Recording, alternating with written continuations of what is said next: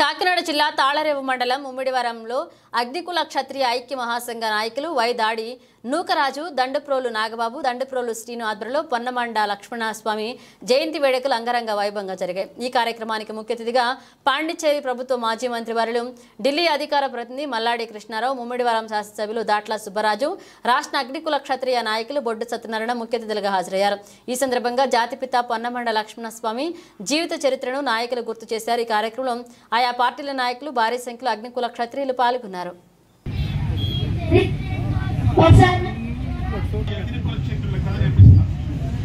1869వ సంవత్సరంలో ఈ కురంగేశ్వరపురం, ఇప్పుడు దీన్ని కోరంగి అని పిలుస్తున్నారు.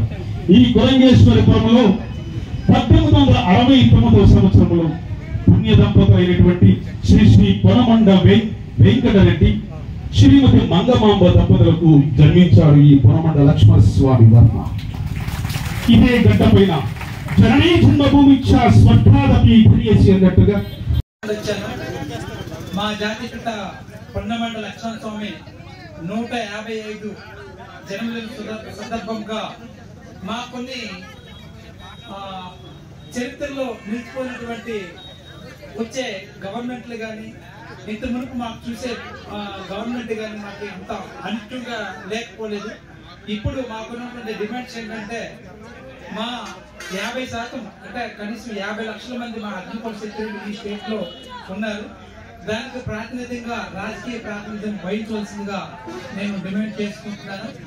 అలాగే ఎస్పెషల్లీ కాకినాడ సత్యనారాయణ లింగ నాయక్ డిస్ట్రిక్ట్ గా అభివర్ణించాలని నేను మీడియా పరంగా తెలియజేసుకుంటున్నాను. ధన్యవాదాలు. చెప్పారు. మన ప్రభుత్వ గెజిట్ లో కూడా ఆయన ఎన్నో ప్రతిపాదనలు ప్రభుత్వం దృష్టికి తీసుకెళ్లి ఈ కమ్యూనిటీని ఆదుకోవాలని చెప్పి ఎన్నో ప్రయత్నాలు చేశారు. అదే కాకుండా మన విదేశాలకు కూడా ఎన్నో మెడిసిన్స్ కూడా పంపి ఎంతో సేవా దృక్పథంతో ముందుకు నడిచిన గొప్ప వ్యక్తి. క్యాన్సర్ విగ్రహం పెట్టడం అనేది ఒక కాన్సెప్ట్ తో ఈ రోజు ఈ కార్యక్రమం పెట్టారు.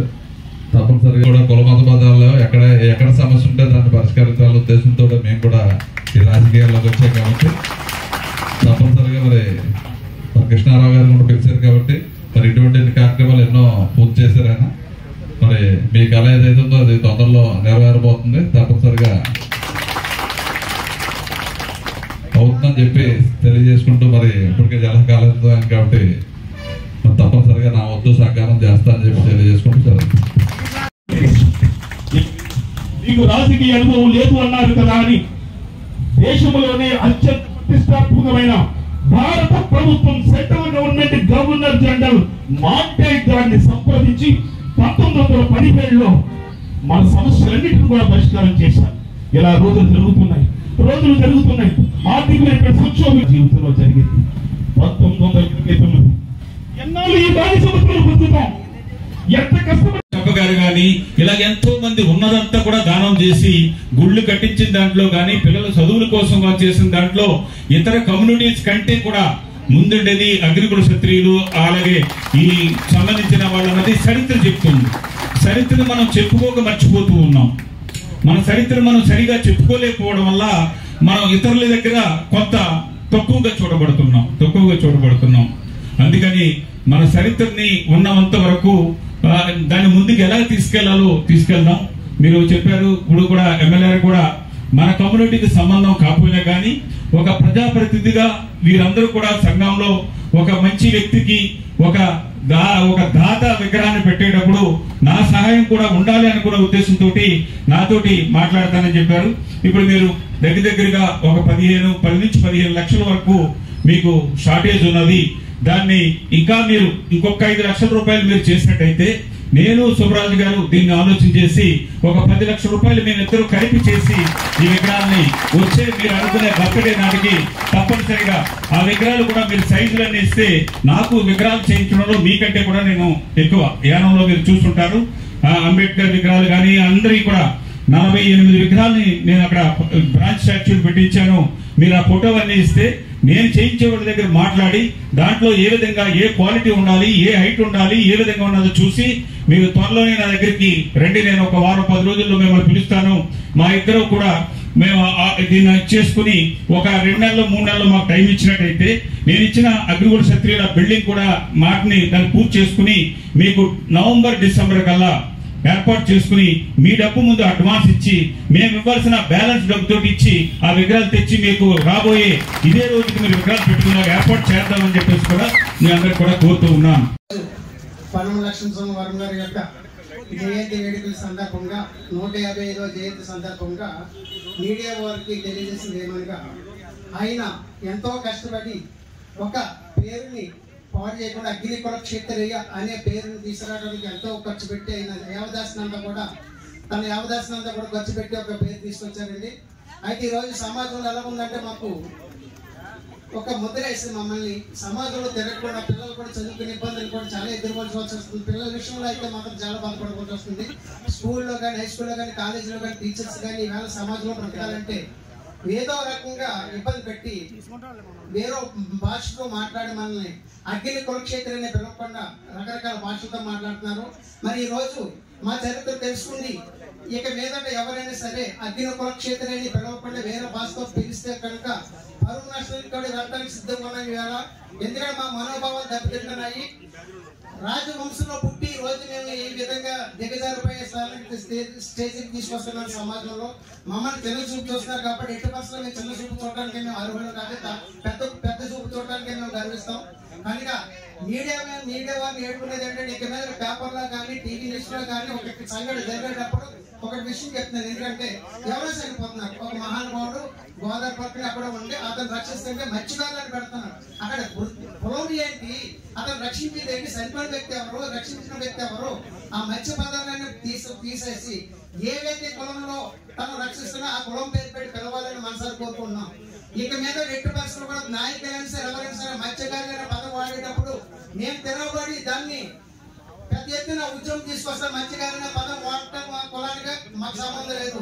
వేల కుటుంబాలు ఎన్నో కుటుంబాల వాళ్ళు మత్స్య సంపద చేసుకున్నారు. వాళ్ళెవరూ కూడా ఈ మత్స్య సంపద మీద పేరు వాడట్లేదు, వాళ్ళ కులాల పేరు వాడుతున్నారు. దయచేసి ఏ పార్టీ వాళ్ళైనా సరే అగ్ని కుల క్షేత్రం మీద వాడాలి తప్ప ఇతర విషయాలు వాడకూడదని మేము మనం చేసుకున్నామండి. అది మా లక్ష్మణ సవాల్ గారు తీసుకొచ్చిన జీవో కాబట్టి దాన్ని మేము ఫాలో అవుతూ ఇక మీదగా జిల్లా కూడా మల్లాడి సత్యలింగ నాయక్ గారి జిల్లా తీసుకురావాలి. ఎందుకంటే ప్రపంచంలో మొట్టమొదటి విద్యాదానం చేసిన వాటి ఏకైక ఎన్ఆర్ఐ ఎవరున్నారంటే మల్లాడి సత్యలింగ నాయక్ గారి ఎన్ఐఆర్. నిజంగా అతను చదువు లేకపోయినా సరే భూత భవిష్యత్ కాలను ఆలోచించి తను యావదాసనంతా కూడా పిల్లలు అన్ని కులాల వాళ్ళు చదువుకోవాలనే ఉద్దేశంతో తను యావదాసన కూడా ఇచ్చి మన సత్యలింగ నాయక్ గారు ఎన్నో స్కూళ్ళు ఎంతో దాన ధర్మం చేశారు. కాబట్టి ఆయనకి డొక్క సీతం గారు దాన ధర్మం చేసిన అన్నదానం డొక్క సీతం గారు పేరు పెట్టారు. మరి కోట్ల వేల మంది చదువుకున్న మన అగ్ని కుల క్షేత్రీయ మహానుభావుడైనటువంటి మల్లాడి సత్యలింగ నాయక్ గారు ఎల్కేజీ నుంచి పీజీ వరకు కూడా పెట్టినాక వేద పాఠశాల కూడా పెట్టారండి. అందుకే ఆయన్ని గుర్తించుకుని ప్రభుత్వం గుర్తించి ఈ జిల్లాని మల్లాడి సత్యలింగ నాయక్ గారు జిల్లా చేయాలని మనసారి కోరుకుంటూ మరొకసారి వినియోగించుకుంటున్నాను సార్. జై అగ్ని కుల క్షేత్రీయ. నమస్కారం. ఇవాళ మా అగ్నికుల క్షత్రియ మహనీయుడు అయినటువంటి శ్రీ పనమండ లక్ష్మణ స్వామి వర్మ గారి 155వ జయంతి సందర్భంగా ఏర్పాటు చేసిన ఈ సమావేశంలో ముఖ్యంగా మా డిమాండ్స్ ఏంటంటే కాకినాడలో మహానుభావుడు మల్లాడి సత్యలింగ నాయక్ గారు కొన్ని లక్షల రూపాయలు విలువ చేసేటువంటి ఆ రోజుల్లో కొన్ని లక్షలు విలువ చేసేటువంటి భూముల్ని దానం చేశారు. ఆయన పేరు మీద ఎన్నో కాలేజీలు అలాగే ఇంజనీరింగ్ కాలేజీలు అలా ఎన్నో స్థాపించి అన్ని కులాల వారికి కూడా ఉచితంగా విద్యతో పాటు భోజన వసతులు కూడా కల్పించి ఇవాళ కొన్ని లక్షల కుటుంబాలని ఆదుకున్నటువంటి మహనీయుడు మల్లాడి సత్యలింగ నాయక్ గారు. చేత ఆ మహాదాత పేరు మీద కాకినాడ జిల్లాకి ఆ మహాదాత పేరు పెట్టాలనేది మా యొక్క ఆకాంక్ష. గత ప్రభుత్వం దీనిలో నిర్లక్ష్యం చేసిన ఇప్పుడు వచ్చినటువంటి తెలుగుదేశం ప్రభుత్వం వారు దీన్ని పునఃపరిశీలించి ఖచ్చితంగా ఈ జిల్లాకి సత్యలింగ నాయక్ గారి పేరు పెట్టాలని కోరుతున్నాం. అలాగే అన్ని కులాల వారిని కూడా కులం పేరుతో ఉచ్చరిస్తూ మా కులం వచ్చే వరకు కులాన్ని పక్కన పెట్టి ఏదో మత్స్యకారులు అనే వృత్తితో మాట్లాడడం అనేది ధర్మం కాదు. ఇవాళ మత్స్య వృత్తి అనేది కొన్ని వందల మంది అనేక కులాల వారు అనేక ప్రాంతాల వారు చేసుకున్నటువంటి అదొక వృత్తి మాత్రమే. అది కేవలం ఒక కులానికి సంబంధించింది కాదు. మా అగ్నికుల క్షత్రియుల్లో మహా ఉంటే ఒక 10 నుంచి 15% జనం మాత్రమే ఈ మత్స్యకార వృత్తి చేస్తారు. మిగిలిన వాళ్ళందరూ కూడా కార్మికులు. ఈ కోరంగి నగరానికి ఒక బ్రహ్మాండమైన చరిత్ర ఉంది. కొన్ని వందల సంవత్సరాల క్రితమే ఇక్కడ షిప్పులు కట్టినటువంటి ఒక కళాకారులు కార్మికులు ఈ గ్రామంలో కొన్ని వేల మంది పనిచేశారు. బ్రిటిష్ వారి కాలంలో కూడా ఇది ఒక తెలుగు వాళ్ళు కట్టినటువంటి షిప్ అనే రీతిలో ఆ రోజుల్లో షిప్ నిర్మాణాలు చేశారు. చేత దయచేసి ఇక్కడి నుంచి మమ్మల్ని అందరినీ కూడా అగ్నికుల క్షత్రియులు గారిని ఉచ్చరించవలసిందిగా మీ ద్వారా మనం చేస్తాం.